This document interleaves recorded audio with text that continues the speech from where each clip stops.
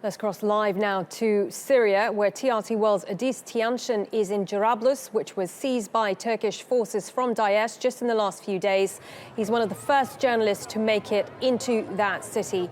Ediz, good to see you. You're in that town, which was until very, very recently occupied by Daesh. Tell us exactly what you've seen. I know you've only just got there. What are you seeing and what are you hearing?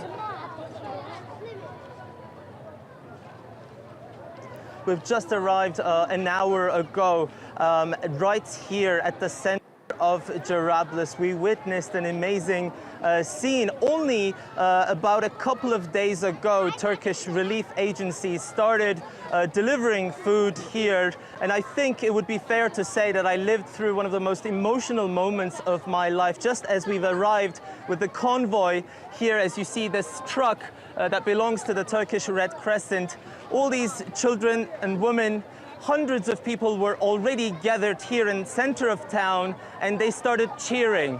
Now, I was asking them how it was like before. Only a matter of days ago, Daesh was in control of this town. They were present here for about 17 months, and they told us it was absolute hell. They did not have any food, they did not have any supplies. Whatever food Daesh had, just use it for themselves. In fact, they were constantly confiscating things from people.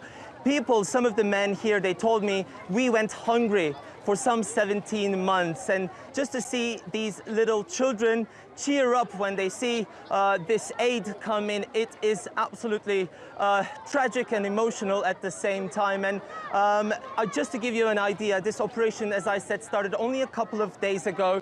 It will continue, officials told me, as long as it's necessary. Right now, they are bringing about 5,000 meal portions every day. And if they can, if the security situation allows, they do this multiple times a day. But also, let me talk you through the security situation here.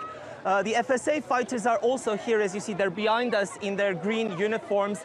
There's about 24 of them, and they're here to both establish security and to really prevent these crowds really gathering here, to prevent people from forming large crowds, because they say that even though the area is largely cleared of Daesh presence, they are never sure if there are any inactive cells. In fact, in the past few days, they told us that some people, some inactive cells, turned out to, they conducted a few attacks and they were neutralized, but they are still not sure. They say they will hold on the transfer of the local population here still for a few days or weeks. Also, I'd like to tell you, Malin, about the atrocities, some of the terrible daily life stories these people had to put up to. Here behind me, this is the center of town. This is the central plaza of Jarablus, and these people described to me some extremely graphic scenes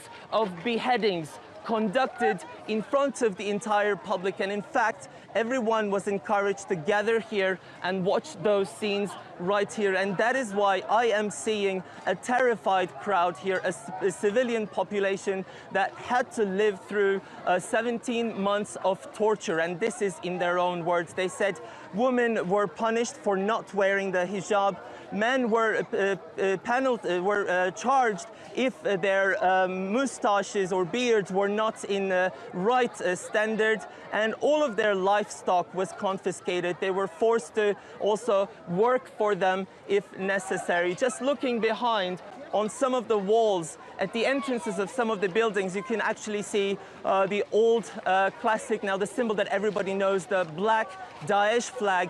They are still on the walls around us. And here, just behind the truck, I'd like to take you there, was used as one of the command centers for Daesh. Now they're telling us that this building, just like many others, have been cleared, not only from Daesh cells, but also from potential booby traps and other IEDs, other improvised explosive devices that might be here. And they are also telling us, both the Turkish intelligence and the FSA fighters, they're telling us to be careful because this entire area hasn't been entirely cleared. So it is really this main area where people feel safe.